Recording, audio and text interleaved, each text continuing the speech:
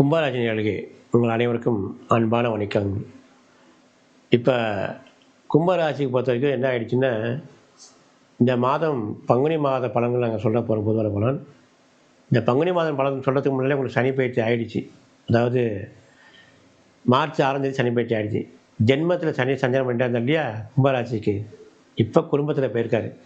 கும்பராசி பொறுத்த வரைக்கும் 7ஆம் சனியில் 2.5 வருஷம், அதாவது முதல்ல வந்து 12ஆம் இடத்துல இருந்தார், அப்புறம் ஜென்மத்தில் வந்தார், இப்போ ஜென்மத்திலேருந்து குடும்பத்துக்கு போயிருப்பார். 5 வருஷம் முடிஞ்சிருச்சு, இன்னும் 2.5 வருஷம் பாக்கி இருக்குது. இப்போ வந்து மீனத்தில் வந்திருக்காரு. மீனத்துலேருந்து மாறினா தான் கும்பராசி அன்பர்களுக்கு 7ஆம் சனி முடியும். இப்போ 5 வருஷம் தான் முடிஞ்சிருக்கு, இன்னும் 2.5 வருஷம் உங்களுக்கு பாக்கி இருக்குது. அது ஒரு பக்கம் இருந்தாலும் கும்பராசி பொறுத்த வரைக்கும் ஜென்மத்திலேருந்து சனி விலகிறது பெரிய பிரச்சனை தான். ஏன்னா பொதுவாக மகரத்துக்கும் கும்பத்துக்கும் சொந்த வீட்டுக்காரர் தான் சனி இருந்தாலும் அவருக்கு கஷ்டங்கள் கொடுக்க மாட்டாங்கிறது பொதுவான பலன். சில பேருக்கு சனி ஆகாதத்தில் இருக்கும் இல்லையா, அவருக்குலாம் அவர் ரொம்ப கஷ்டத்தை கொடுத்துருப்பார். ஜென்மத்தில் சனி வந்து ஆட்டி படைச்சிருப்பார். வாழ்வா சாவாங்கிற மாதிரிலாம் இருந்திருக்கும். அந்த மாதிரி நிலைமையெல்லாம் மாறி இப்போ குடும்பத்தில் போயிருக்காரு. இப்போ என்னென்னா குடும்ப ரீதியான பிரச்சனை கொஞ்சம் வரும்.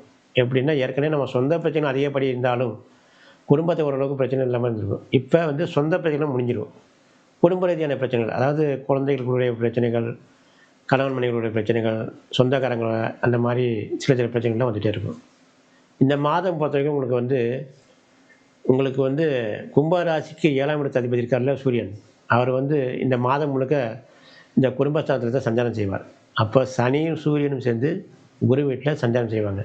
அப்போ எப்படி இருக்கும்னா, இந்த மாதம் பொறுத்த வரைக்கும் அப்பா பிள்ளைகளுடைய கொஞ்சம் பிரச்சனைகள், வாக்குவாதங்கள், சில சில சண்டைகள், படிப்பு ரீதியான பிரச்சனை, அதாவது அப்பா சத்தம் போடுறது, பையன் வந்து ஏட்டுக்கு போடியாக பேசுகிறது, பையன் போகிற அப்பாவுக்கு சரியில்லைன்னு அப்பா சொல்கிறது, அப்பா இந்த மாதிரி திட்டுறாருன்னு பையன் சொல்லி, இந்த மாதிரி பிரச்சனைகளும் வந்துட்டு இருக்கும். ஏன்னா உங்களுக்கு வந்து 7ஆம் இடத்து அதிபதி சூரியன் இந்த மாதம் முழுக்க குடும்பாதிபதியில் இருப்பார்.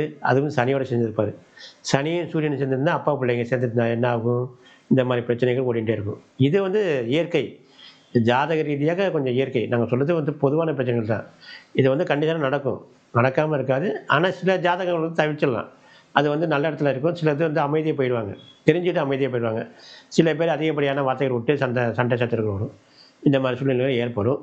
கும்பத்துக்கு பொறுத்த வரைக்கும் இப்போ ஜென்ம சனி முடிஞ்சு போயிடுச்சு. இப்போ கும்பராசியை பொறுத்த வரைக்கும் வருகின்ற மாதம் பங்குனி 18, 19 ஆகிய 2 தினங்கள் தான் கொஞ்சம் சந்திராஷ்டமம், ஞாபகம் வச்சுக்கிங்க. கும்பராசி பொறுத்த வரைக்கும் 18ஆம் தேதி 19ஆம் தேதி சந்திராஷ்டமம். இந்த 2 தினங்கள் நீங்கள் சுப நிகழ்வை தவிர்ப்பது நல்லது. சுப காரியங்கள், சுப நிகழ்வுகள் தவிர்ப்பது நல்லது. வருகின்ற காலங்கள் கும்பராசிக்கு வந்து இன்னும் 2.5 வருஷம் ஃபுல்லாக முடியணும், 7ஆம் சனி முடிகிறதுக்கு. அதுக்குள்ளே இந்த 2 வருஷத்தில் அவர் என்ன செய்ய போகிறார், எப்படி இருக்கும் அப்படிங்கிறதுலாம் சனி பலன்கள் நாங்கள் பொதுவாக பார்க்க போகிறோம். இப்போதைக்கு உங்களுக்கு எப்படின்னா கும்பராசிக்கு 5ஆம் இடம்னு சொல்கிற முடியாது பாக்கியஸ்தானத்தில், அந்த பாக்கியஸ்தானத்தில் வந்து குரு வக்கரமாக இருக்கார். யார்? 2ஆம் இடத்து அதிபதி குரு 5ஆம் இடத்துல வக்கரமாக இருக்கார்.